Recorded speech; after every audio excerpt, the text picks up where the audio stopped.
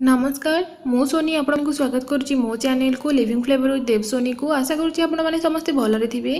तो आज जो वीडियो मुझे पाक नहीं आसी से घी कुआरी माने आलोवेरा आम घरे केमती आलोवेरा जेल सहज प्रणाली प्रस्तुत करें से वीडियो मुझे आसी। तो वीडियो को लास्ट पर्यंत निश्चिंत देखूँ। आलोवेरा जेल बनैबा सहित मुझको यार कौन केमती केमती या यूज करेंगे कौटी यूज करेंगे से सब भी कहि। तो देखूँ मुझे जो पत्र गुड़ाक नहीं घी कुआर से छोट अच्छी कारण मो घर जो गछटा अच्छी से छोट अच्छी एवं। तो प्राय समस्त बाड़ी में तो घी कुआरी गछ थी जदि ना तुरंत या लगे नियंतु कारण यह आम स्किन आम हेयर पाई बहुत भल तार जेलटा। तो मु प्रथम तार साइड जो कंटा गुड़ाक अच्छी से काटी नेली मु जो प्रोसेस रे काटुची आपण से प्रोसेस रे काटिबे नहले एटा हाथ रु बारंबार स्लिप करे तार जेलटा बहुत जल्दी स्लिप करे। तो बहुत ध्यान सहित या काटिबा को पड़े। तो फास्ट स्किन रे केमती यूज करे जदि स्किन रे आपण कोनोसी भी प्रकार डिजीज अछि जदि आपनको स्किन कला पड़ी जाउची जदि आपनको स्किन रे रिंकल्स अछि कि झाड़ रु कुंडे होउची बारंबार तो आपण एलोवेरा जेल डेली यूज करंतु देखिबे 2-3 दिन रे ए सब जिंस रो आपण मुक्ति पाई जिबे। आ जदि आपनको चुट्टी बहुत ड्राई अछि तो आपण एलोवेरा जेल को लगे किसी समय रखी नियंतु तापरे ताकू धोई नियंतु देखिए 2-3 थर अप्लाई कला परे आपनको चुट्टी बहुत सिल्की एंड शाइनी हो ड्राई बिल्कुल भी रहिबनी।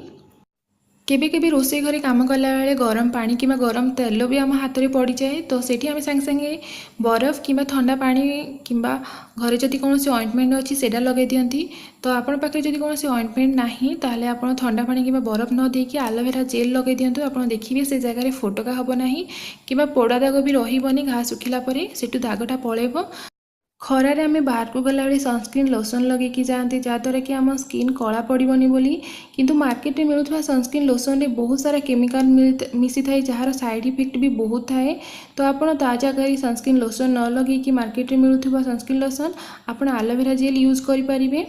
एलोवेरा जेल लगेवा द्वारा से आमको स्किन को खरार प्रोटेक्ट कर आम स्किन रे किसी भी इन्फेक्शन हेनी।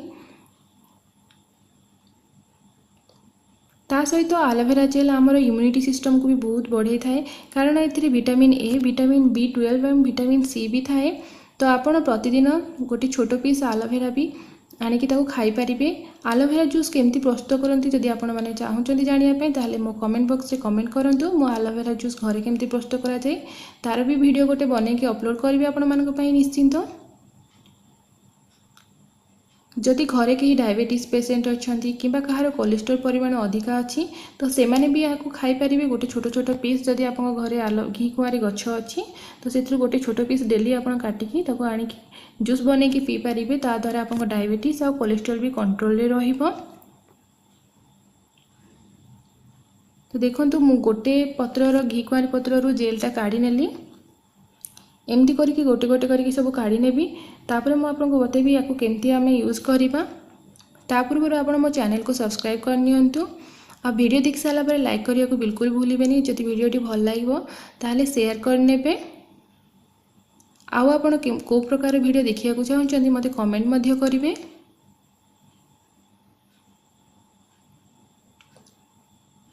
मो बाड़ी रे जो गछटा से टिके छोट तो तार जेलटा काढ़िया को टिके कष्ट हो जदि पत्रटा टिके बड़ हो तो तार जेलटा एमती क्यूब होके बाहरी जाए सीटा बसिकी थाए पूरा एटा टिके पानिया अच्छी तो से टिके हाथ रू स्लीप करुच्ची कि टिके बड़ पत्र हेले भल। तो देखो मुझे केयरफुल यार जेलटा काढ़ुची कारण यहाँ बारंबार मो हाथ रू स्लीप करुच्ची। हिंदी रे गोटे कहावत अच्छी ना थोड़ा सा ध्यान हटी तो दुर्घटना घटी। तो सेमती टाइप रो आपण जदि टिके भी अन्यमनस्क होइजिबे ताहले आपनको हाथ कटिबार संभावना थाए।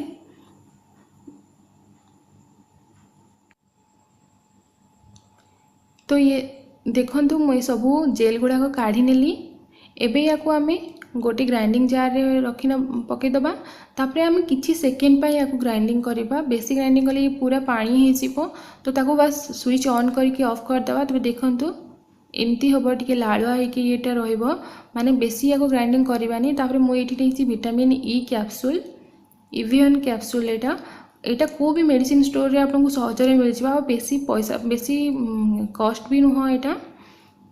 तो एथिरु एतिकी जेल पाई मु 2टा कैप्सूल यूज करी से गोटे कणा करके आप जो लिक्विडटा अच्छी से बाहर करके से जेल रे मिसई नेबे। तो तो मुझे 2टा कैप्सूल यूज करची माने एतिकी एलोवेरा जेल पाई तापर ताको आम भल भाव में मिसई नबा मिसईकी मुझे फ्रिज रे रखी नेबी कारण यहाँ टिके भी पानिया देखा आप देखिपे।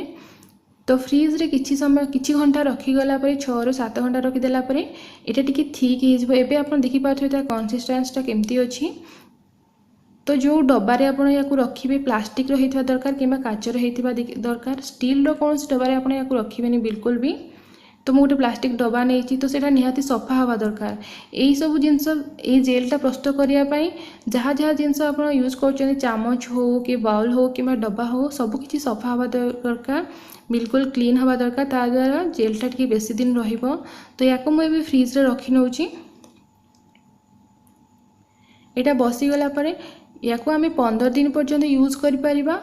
15 दिन पर्यंत आप फ्रिज रे ही रखा पड़ो बाहर बिल्कुल भी रखिए जेहेतु यहाँ आम घरे तैयारी करछंती तो या फ्रिज रे रखिकी ही आप यूज करेंगे।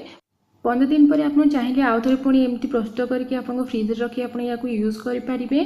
तो आप देखिपे यार कलरटा केमी आसी एमती ही कलर हो यार नेचुरल कलर मार्केट रे जोटा मिलता है एलोवेरा जेल ग्रीन कलर होता है कि टिके लाइट येलो कलर टाइप रो कलर भी गोटे आसे पतंजलि जेल तो से किसी ना किसी केमिकल मिसी थाए किंतु यार ओरिजिनल कलर होची एटा। तो आशा करछि आज वीडियोटी आपण मानकु भल लागिथिबो। रहुछि धन्यवाद। जय जगन्नाथ।